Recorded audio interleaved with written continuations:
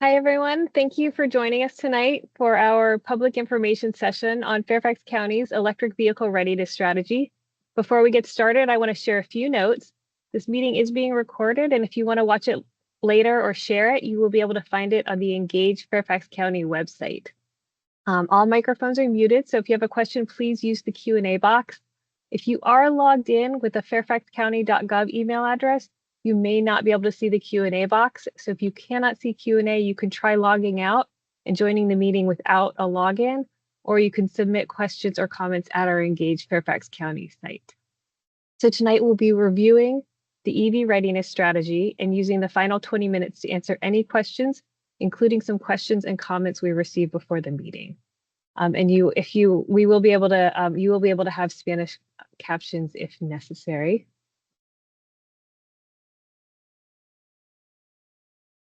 Buenas tardes y gracias por acompañarnos a este taller. La presentación se va a dar en inglés, pero para las personas que ocupen subtítulos en español, por favor usen el botón que dice Captions. El botón se encuentra en la esquina superior a la derecha. Ahí puedes seleccionar español para ver los subtítulos. Gracias.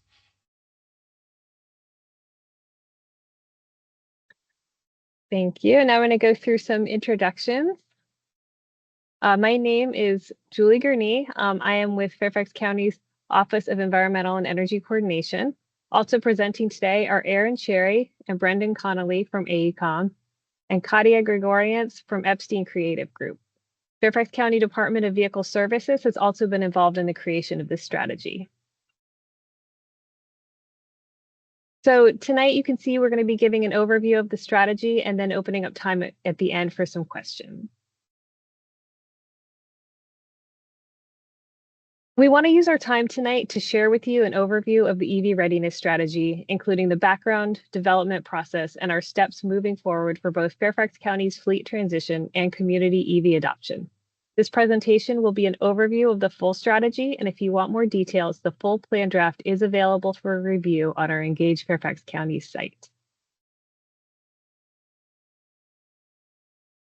So why do we need this? So Fairfax County has adopted ambitious climate action goals in the Community-Wide Energy and Climate Action Plan, also known as CCAP, and the Operational Energy Strategy, also known as OES.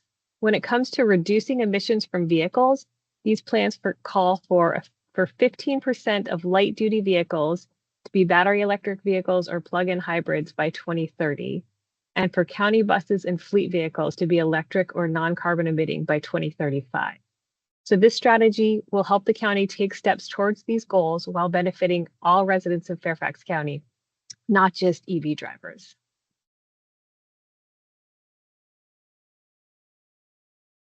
So in our presentation today, we'll be following the structure of the strategy itself, which is currently drafted and available for viewing, starting with goals and current conditions, and then giving an overview of the fleet transition and charging infrastructure.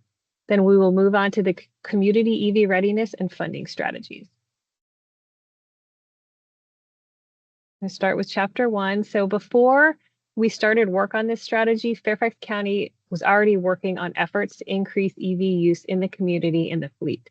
The county was a recipient of a $2.5 million CFI grant for charger installations.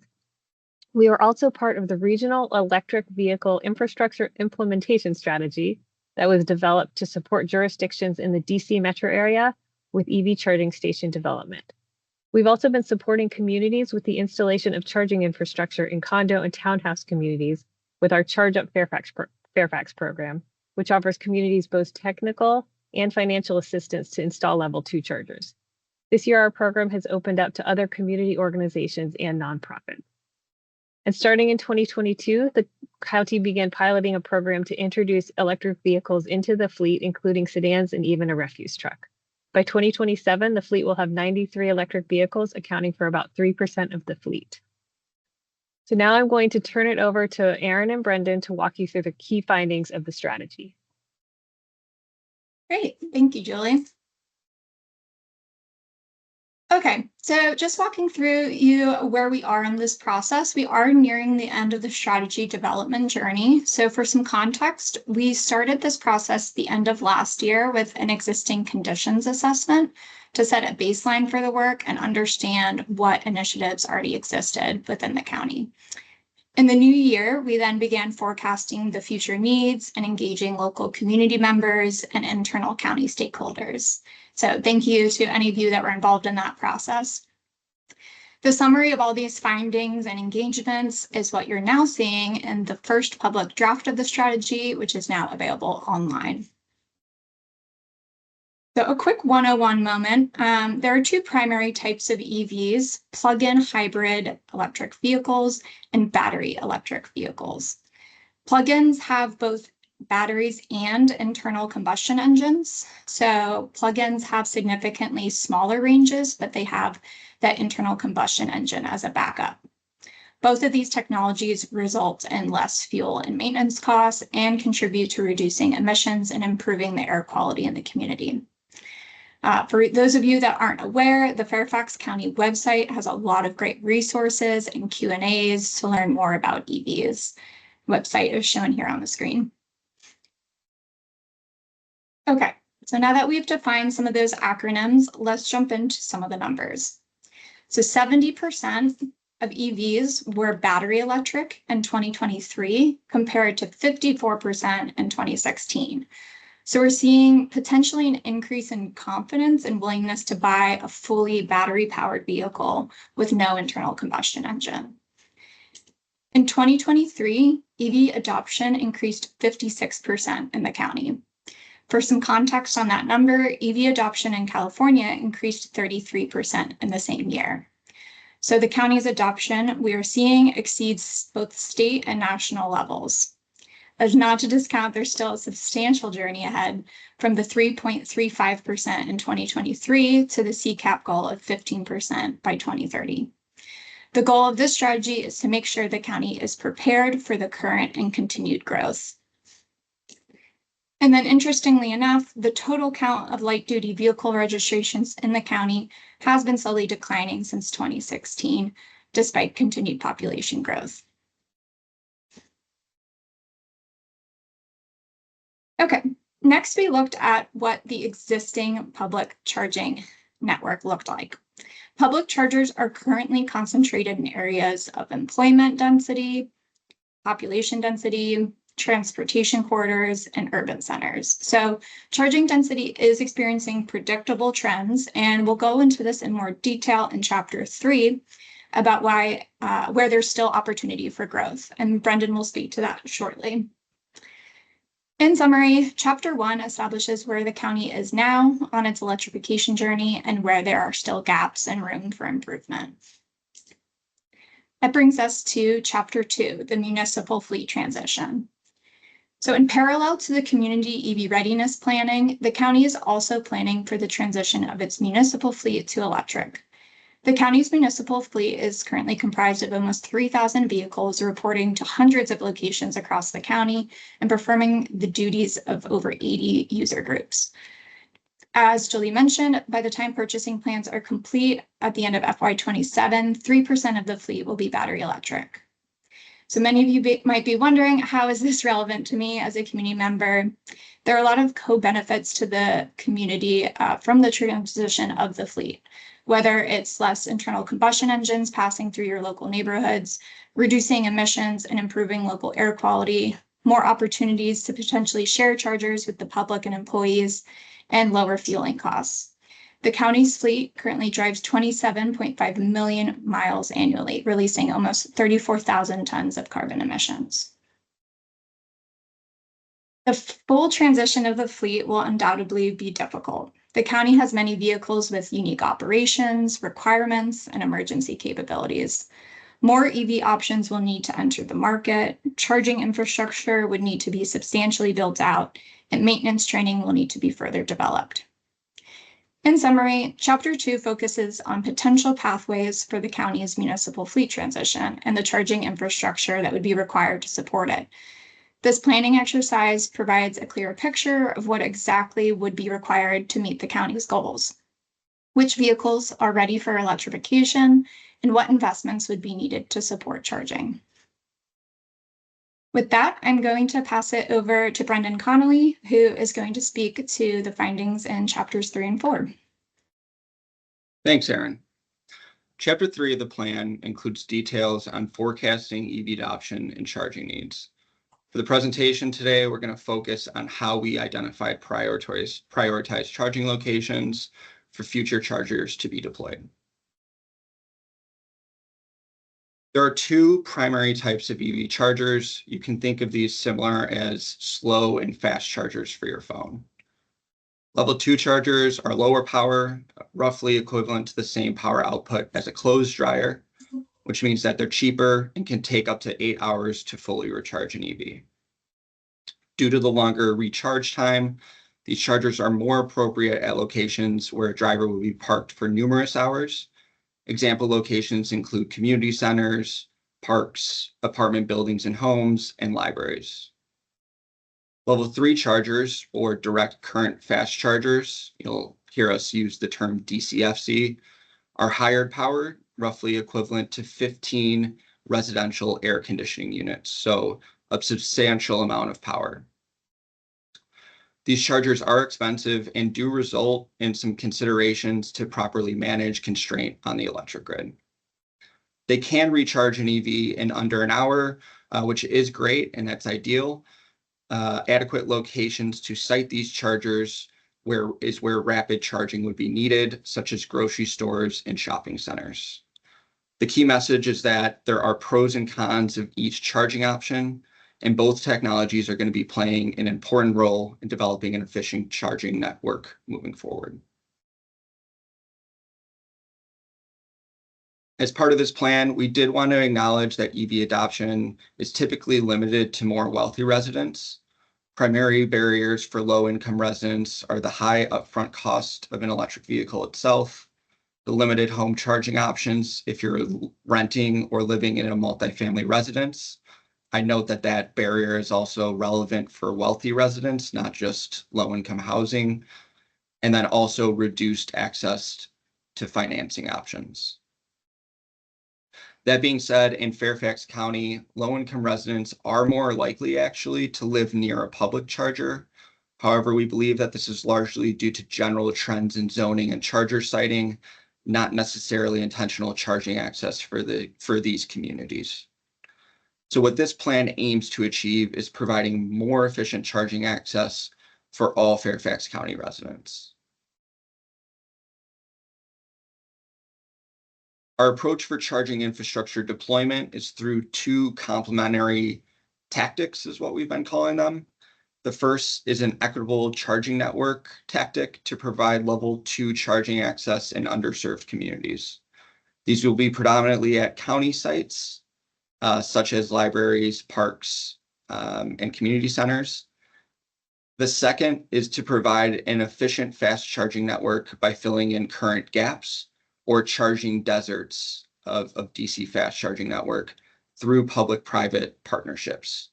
An example of such a partnership is in 2020, Giant Foods did partner with Volta and the Maryland Energy Administration to deploy 100 chargers at their grocery stores.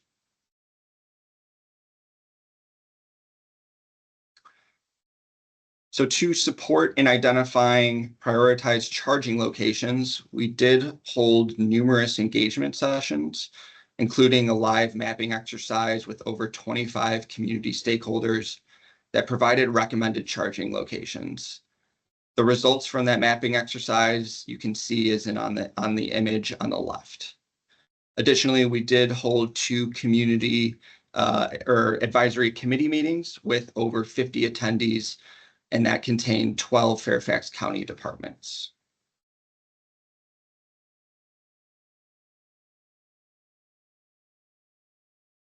So then to determine the actual prioritized locations, we combine the engagement session results with other data layers that might be useful in determining optimal charging infrastructure.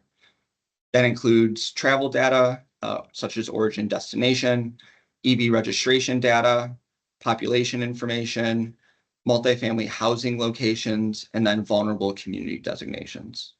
You can see in the slide that we illustrate the general areas that are being prioritized for charging deployment under each of the tactics that we discussed earlier.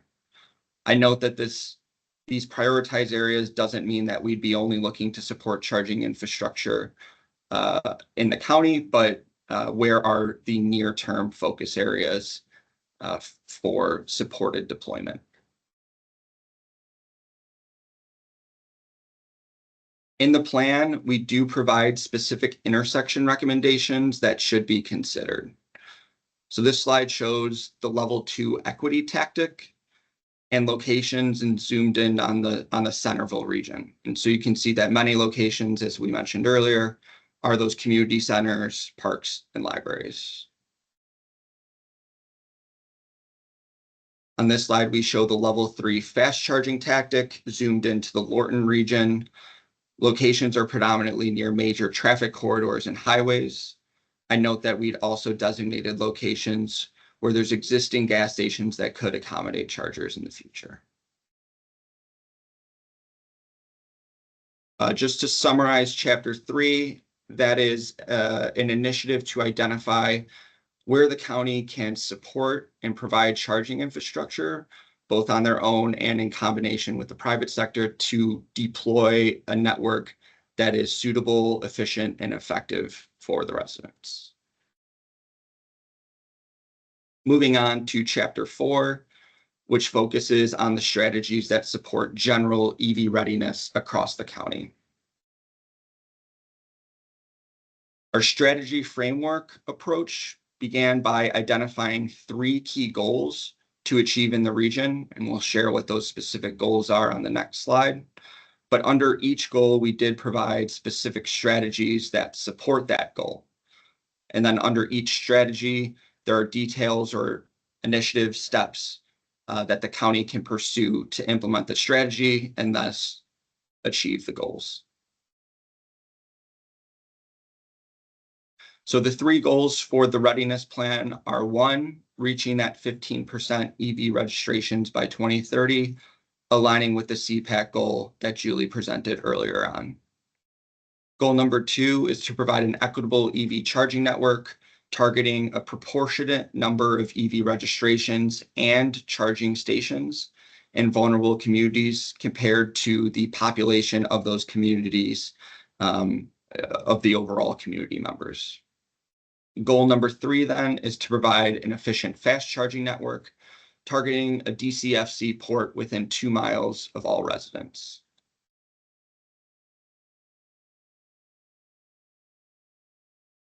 We're now going to talk about the strategies under each of these goals. In the interest of time, we're going to focus on providing more detail on specific strategies that we feel are more applicable for you all. I would note that the plan does contain substantial information about the impact of each of these goals, the responsible party, and specific implementation steps. I'd also note that since these goals do have a lot of overlap, there's also an overlap and redundancy in the strategies as well that you'll notice as we're going through these.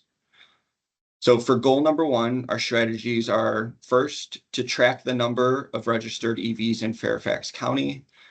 There has been data that monitors the number of EV adoptions, which Aaron was presenting earlier. However, that comes in inconsistent frequency and different formatting options.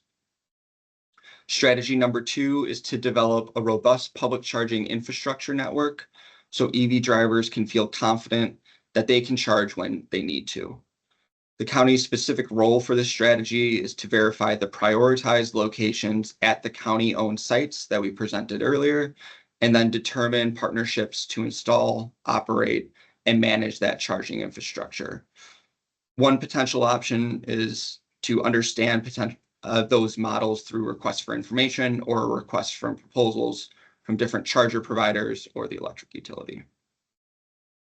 The strategy is going to be very critical to utilize information from strategy 3 listed here, which is to maximize funding and programs at all levels, including local, state, federal, and private, we are aware that these initiatives and programs are ever evolving through different federal priorities. And then strategy 4, the last one here, is to increase public awareness of charging station locations and provide guidance for EV adopters. The county's role for this would be to advocate for wayfinding signage and clearly display where chargers are, coordinating with departments such as the Department of Transportation to illustrate where there's a charging location near highway exits. The strategy could also involve coordinating with stakeholders to promote a more holistic charging station and planning and implementation efforts to streamline charger installation. We'll move now to goal number 2. So the first strategy under this goal is to deploy charging infrastructure in locations that benefit vulnerable community members in Fairfax County. This involves working with other county departments and municipalities within the county to deploy chargers at the prioritized mapping locations we shared in Chapter 3. The county is recommended to work with charging providers and then also utilizing available funding sources such as the CFI award to deploy the proposed charging infrastructure. Strategy number 2 is to lower bureaucratic and financial barriers to installing level 2 charging infrastructure with a focus on multifamily units and single-family homes. This can be accomplished using monetary or non-monetary incentives, as well as rules and regulations. The final strategy for this goal, strategy number 3, is to conduct a focused outreach to support equitable expansion of the level 2 charging network, working with stakeholders and connecting interested property owners and managers, homeowner associations, and businesses with educational resources related to charger implementation. One option that we've seen being successful is to hold community workshops or brainstorming sessions to figure out how the chargers actually get into the ground. We'll move now to goal number 3. And the first strategy listed here is to conduct a focused outreach that supports equitable expansion of the DC fast charging network. The county can work to identify key partnerships, such as working with private entities and nonprofits that support innovative pilot projects to deploy and install the charging infrastructure. Additionally, the county should consider public access to private charging stations at county sites during non-operational or off-peak hours. One example of this would be if we're installing a DCFC at a county site for fleet vehicles, that charger could be available to the public during non-operational or off-peak hours. Strategy number 2 is redundant and continuing to lower the bureaucratic and financial barriers to installing DCFC charging infrastructure. In the plan, we've provided more information or ideas on how to accomplish reducing those barriers. And then importantly, strategy number 3 is to work closely with Dominion Energy, the local electric utility, to review those public DCFC locations that we prioritized in Chapter 3, and being sure that the electric grid can properly manage that charging infrastructure if added. Erin, I'll pass it back to you for the funding strategies. Great. Thanks, Brendan, for thorough overview. As he mentioned, additional details are available in the strategy. Okay, moving on to Chapter 5. Chapter 5 was on funding. So it is not anticipated or expected that the actions outlined throughout this strategy are funded solely by the county. Chapter 5 reviews the funding mechanisms that are available. There are various funding opportunities and financing strategies available. These include grants, like the CFI grant that was mentioned at the top of the meeting by Julie, rebates, tax credits, loans, partnerships, public-private partnerships, what we call PPPs, cooperative purchasing, and revenue generation. These opportunities can be combined and utilized to offset a significant portion of the upfront costs and help the county overcome some of its financial challenges. Charging stations' power can be monetized to become a source of revenue generation for the county or for the county's partners. The county's partners may also want to use advertisements as an additional source of revenue generation. You may have seen those types of chargers around the community. A quick case study on funding. The New York Green Bank provided a charging company, Revel, a $60 million loan to deploy 267 DC fast charging ports across 9 sites in New York City. Over 75% of the ports were located in disadvantaged communities and available to the public 24/7. So ownership models, including public-private partnerships, hybrid arrangements, and financing through green banks, can all help to support EV infrastructure deployment by combining public oversight with private investment. I think the key here is creative financing and leveraging partnerships. It'll be important to the deployment of this EV readiness strategy. Okay, moving on to conclusions, next steps, and takeaways. So the strategy outlines some potential next steps for implementation of both the municipal fleet transition and the community EV readiness strategy.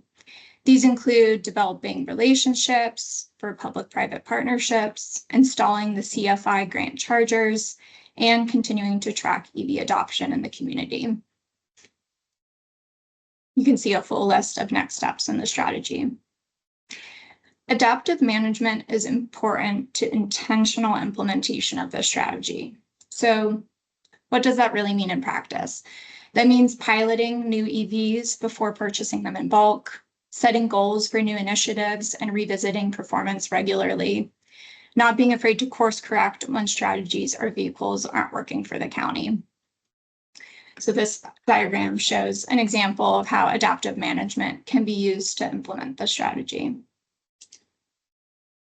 Okay, some final takeaways. I hope you've been able to check out the EV resources that are available on Fairfax County's website. They have great Q&As, opportunities to hear the stories of those who have adopted and what their experiences have been like. EV adoption is growing fast in the county, as we noted, faster than even California, but there are notable inequalities in adoption. Both creating new and building upon existing incentives and programs can help drive adoption and help the county to meet their goals. The EV market needs to develop further for full county fleet transition, but transition of the county's fleet will lower operating costs and decrease emissions in the community. It's best to start with, the low-hanging fruit or the easier to transition vehicles in the near term and start to build up the charging infrastructure to support the fleet. While the amount of infrastructure we have today is sufficient for the current levels of adoption, that's according to an NREL model that we used, by 2030, infrastructure needs are projected to escalate, particularly level 2 infrastructure, estimated to require 5 to 6 times more chargers than there are currently in the county. Being proactive and mindful about how that infrastructure is developed and where it's developed is the purpose of this strategy. And lastly, just wanted to emphasize that is what this is. It's a strategy. It's meant to guide next steps. This document does not represent a final investment plan, and any funding would need to be require a board approval before moving forward. Lastly, I'll just pass it back to Julie to show you how you can find the strategy and how you can submit feedback. Thank you, Erin, and thank you, Brendan, for the overview. And for our county residents, we do want your feedback, so please feel free to ask any questions right now in the Q&A, or you can go to our Engage Fairfax County page to share any questions or comments you may have. Our comment period is open now and will stay open through Monday, August 18th. So thank you for your support. So now we're going to move into the Q&A section. And we have gotten some questions in the Q&A, so we'll kind of run through some of those. So we're going to start with, is Fairfax recording any major CPOs for DCFCs, Iona, EA, EVgo, Mercedes? So that's a great question. So as we've said, this is a strategy, so we're not it's not a plan yet. So, and part of that strategy is our next steps, and our next steps are to start reaching out to different corporations. As Erin mentioned, public-private partnerships are definitely part of this strategy. So our next step, we're going to take this to the Board of Supervisors, and then we will start looking into different partnerships.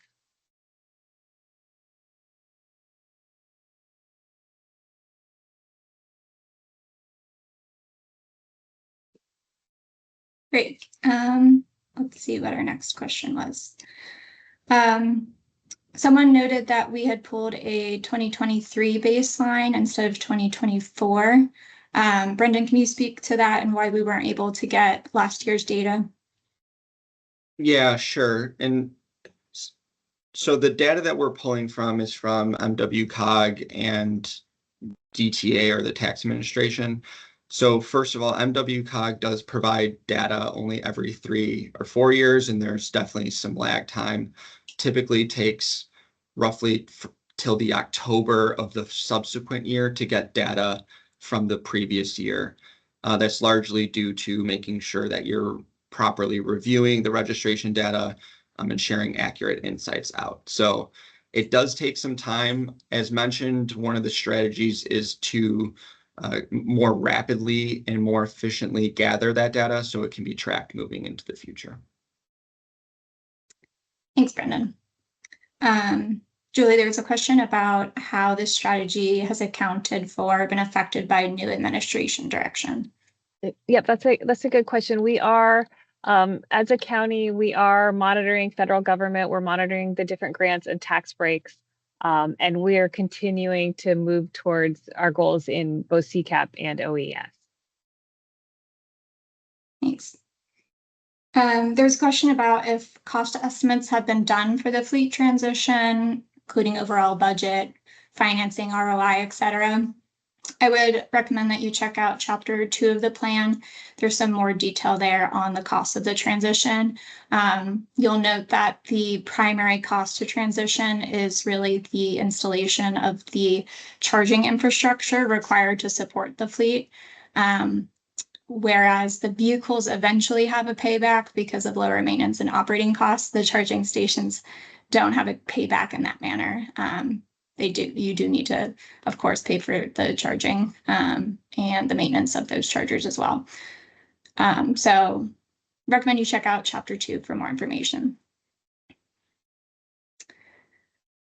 Someone asked, how are plans targeting people that live in townhomes where you don't have as much control? We did get a lot of questions about this through the portal as well. So there are a couple strategies on this in the plan. Strategy 2 under goal 2 to lower bureaucratic and financial barriers to installing level 2 charging infrastructure at multifamily homes. We also looked at multifamily housing as a consideration when we did that prioritization mapping exercise that Brendan went through. But I also wanted to give Julie the opportunity to talk more about the Charge Up Fairfax program that she mentioned at the top of the meeting. Yeah, so at-home charging is definitely a challenge for residents in multifamily homes or townhouses. So it's definitely been focused on in this strategy. So we do have the Charge Up Fairfax program, and this is to support community associations, HOAs, condos. As a county, we're not able to offer financial assistance to for-profit organizations such as apartments, but the Charge Up Fairfax program offers financial and technical assistance to HOAs. We've also been working with Dominion Energy, and they have a program they can support apartments and other organizations as well as residents. It's called the Level 2 Charging Program. It's open to all Dominion customers, so that's someone else we have been working with. Great, thanks.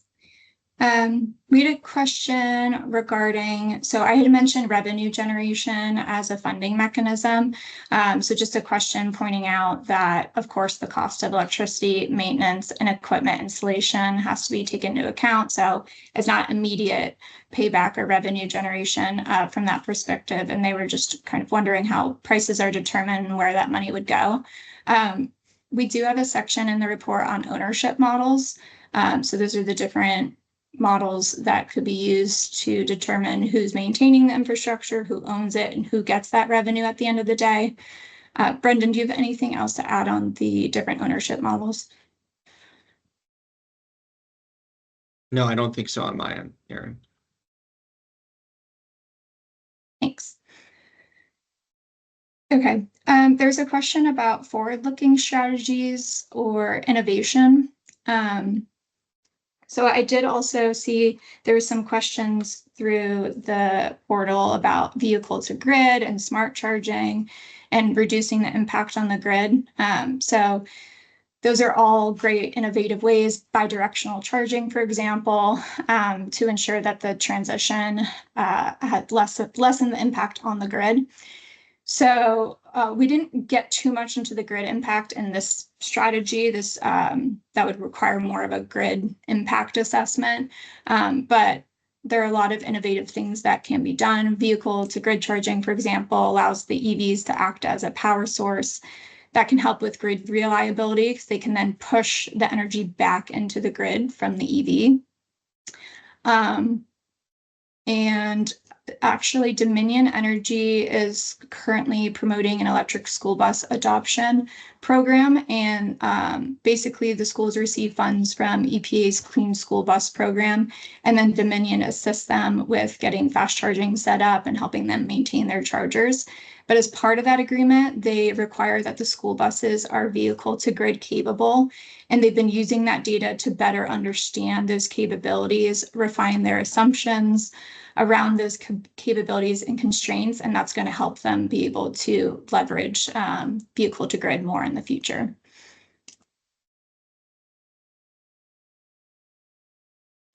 Someone asked, will you send us a link to the video recording that we can share? Julie, that will be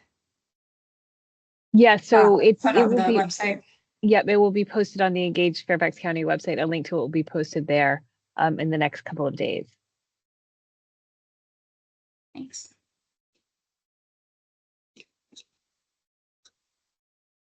Okay, I lost my place.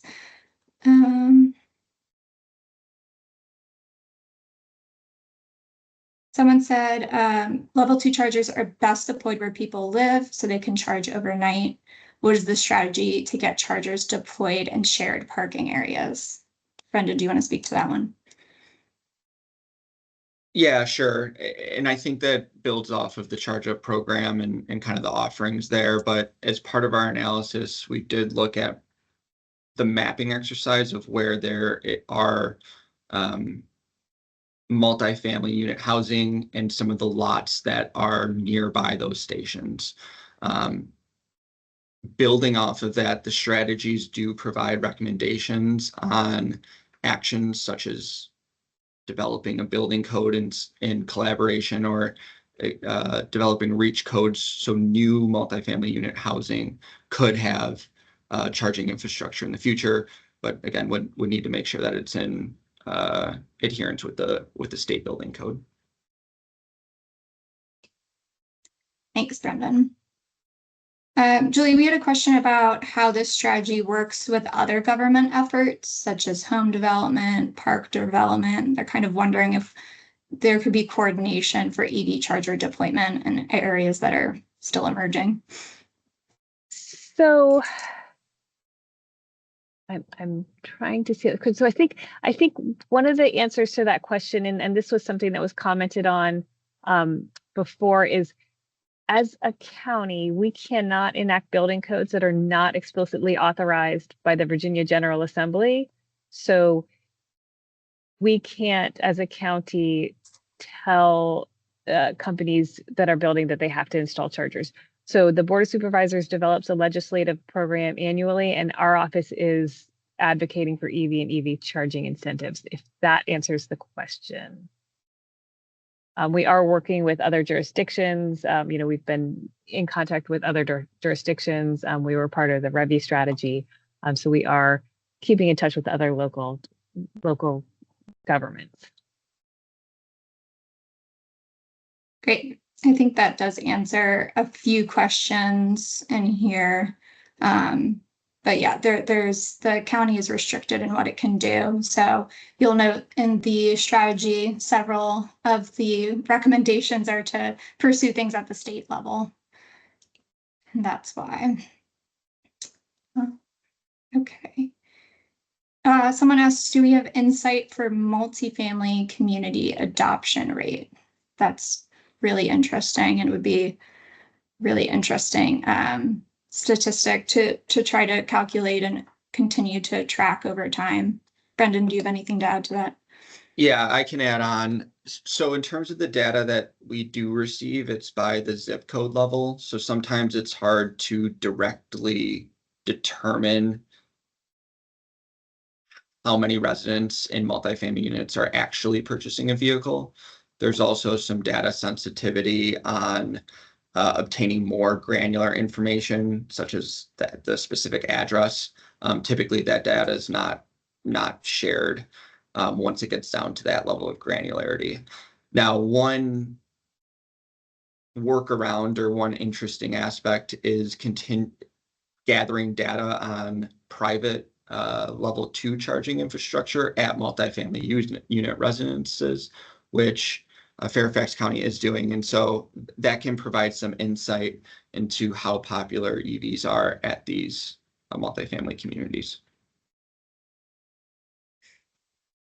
Thanks.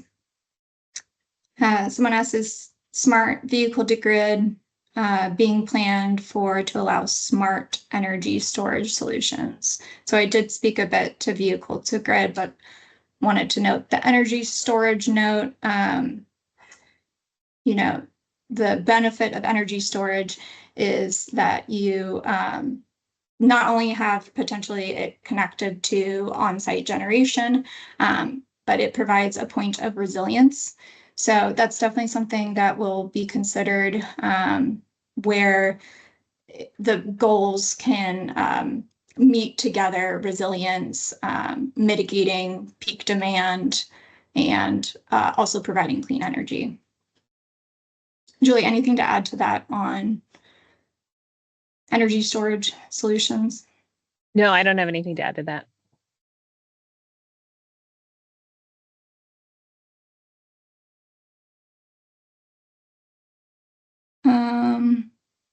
Julie, some questions about what's been budgeted by the county for county-owned buses, vehicles, for studies, for operating maintenance costs.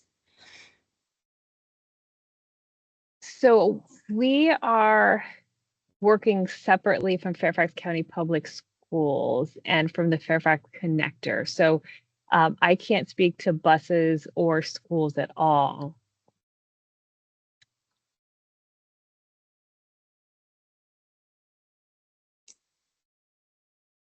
Okay.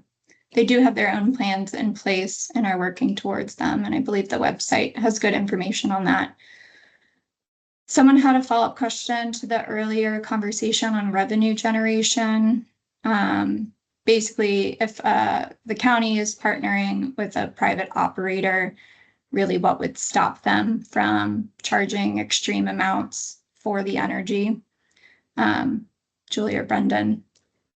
Julie, I saw you come off mute. Yeah, so I think both that question and then there's another question about vulnerable residents being expected to pay market rate. I think, again, part of this is it's a strategy right now. So once we create these plans, we will figure out our public-private partnerships, whether there are ways to incentivize people in vulnerable communities to buy EVs, but the public-private partnerships, that would be part of the terms of our agreement, is how much they could charge, and anyone who is installing their own chargers where the county isn't involved, the market's going to drive that pricing. Yeah. And that brings up a good point about if the county is involved in the relationship, potentially being able to dictate certain things with the vendors. I know a lot of people submitted questions about the different charging port types and how they're not all compatible. I do think the manufacturers are getting a little bit better at that. ChargePoint put out a new technology called Omniport that will automatically dispense a connector to match your vehicle. So being able to require certain things in the agreements with the vendors, whether it's price or accessibility or charging port types. We've seen this with the NEVI program as well. They have certain requirements built into the funding. That could also include uptime. So for example, the NEVI program, which is the state program, requires that chargers have a 97% uptime. And I know that also addresses some questions we've heard about chargers going in and not being properly maintained and being offline when they're most needed.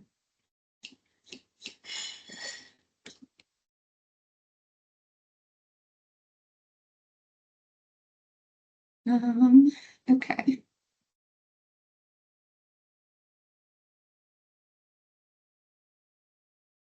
Someone asked, when will Fairfax upgrade to NEC 2023? This edition of electrical code offers more flexibility that makes EV charging infrastructure less expensive. For example, load sharing equipment with flexible settings. So Julie, I think this just goes back to what you said before, that the county can't mandate building code that's driven at the state level, but they are advocating for it through their legislative program, which is available online. Anything to add to that? No, I don't have any answer other than that. Okay, we got a question about signage. For fast charging, will signage be developed to ensure they are protected for active EV charging use? That's a great question. I'll pass that one to Brendan. Yeah, and I think that builds off of what Aaron was mentioning earlier and the control over the public-private partnerships. Many charger providers do have their desired signage and parking configuration layout that they prefer, because it's in their interest to make sure that as many EVs are using those chargers. Often they will note that these chargers are dedicated for electric vehicles and enforce some type of pricing scheme to ensure efficient turnover at those charging stations. So that's definitely something that could be considered as in these public-private partnerships if the county was to pursue them.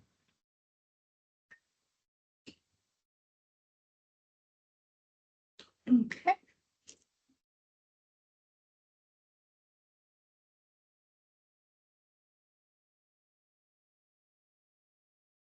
think there's some questions about what the county has spent on EVs so far. Julie, maybe you can take this one, but generally the budget doesn't distinguish between funds for combustion engines versus electric. So there's just one central fund for vehicle purchases. Right, and that's going to take some calculation. So it is something we could come up with and get an answer in the future.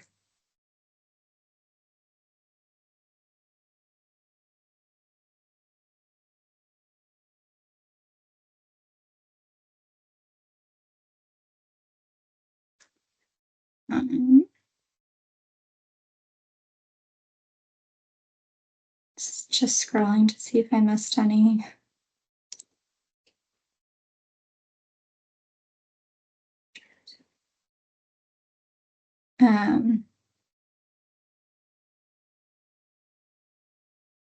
Comment about maybe a preference for superchargers, fast chargers.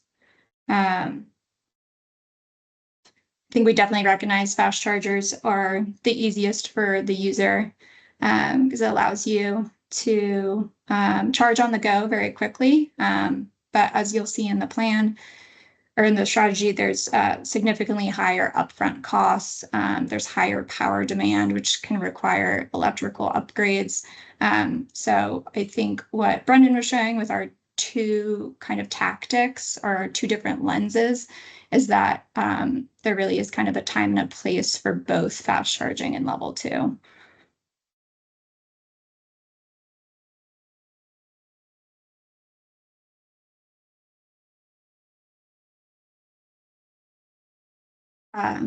This comment also talks about charger visibility.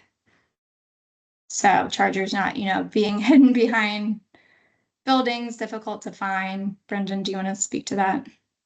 Yeah, I think that's a great comment and definitely something that's very important. I know we've been seeing some charging stations that are behind a building because that's where the electrical service is installed.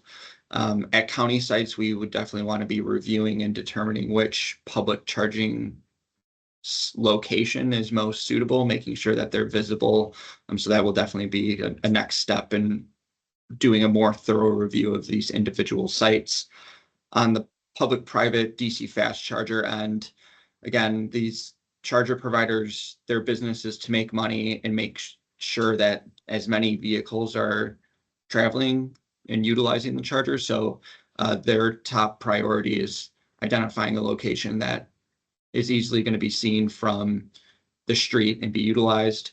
The charging station software has gotten so much better in terms of identifying where the nearest charging station is, and making sure that they're easy to find. So looking forward to seeing that trend continue through the future. Thanks. There was a comment about Alexandria requiring chargers and parking garages. I know we also got comments about, will, new builds have requirements? And again, this all kind of falls under the bucket of what the county does not have control over. Julie, anything else to add to that? Do you know about this Alexandria requirement? I don't know about that. We are partnering with Alexandria on some things, so it's definitely something I can talk with them about. But again, it goes back to, we are advocating for that as an office, but it does go back to the state. We did invite our neighboring jurisdictions, Arlington and Alexandria, to our engagement. So they're looped in to the process of what we're doing, and we hope they have been and will continue to be partners on this as well. Also, on the note of visibility, wanted to call out that the county's publicly available chargers are all on the ChargePoint site. So you should, although it's better that they're visible and in front of buildings, you should be able to find them through ChargePoint.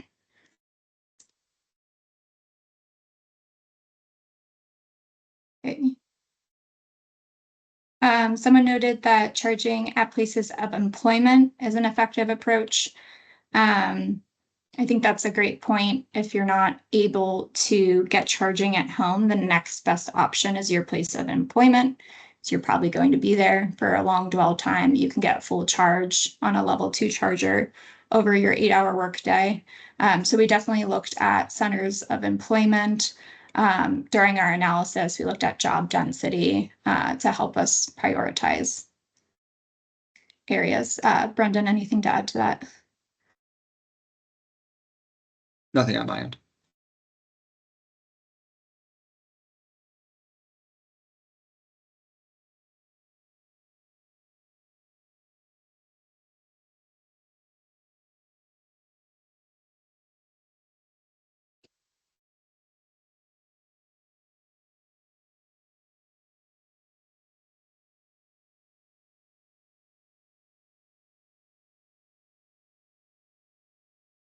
So we are running close to the end. So I just want to remind everyone, that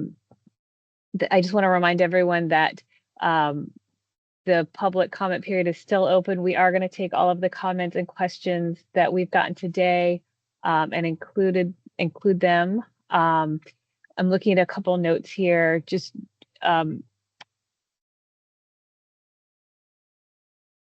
the county's chargers are all on PlugShare. Someone asked if we're going to list them on PlugShare. So the county's chargers are all on PlugShare. So we are all going to put all of them there. The county's county facilities are all being built ready for charging infrastructure. And I think there's a few more questions rolling in. We'll see if we can get to them in the next 5 minutes, but if we can't, put them on the public input site and we can, the public engage site, and we can get to them there. There was a question on fire safety, fire protection standards. There are some fire protection standards. There's also just some best practices for how far away they should be from a building if possible. So the county would be following those standards.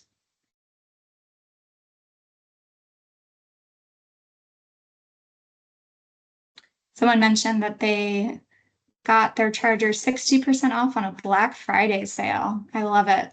Keep an eye out in a couple months. And yes, as far as the county planning discounts, it goes back to, as a county, we aren't allowed to give funding to individuals or for-profit companies. So, and since we're not in the business of selling the chargers, I don't see how we could offer a discount, but you know, it's great that when you can get one. And the county does have a contract with National Car Charging that they use to purchase their charging stations, and that uses a competitive bid. And so they are able to get discounts through that program.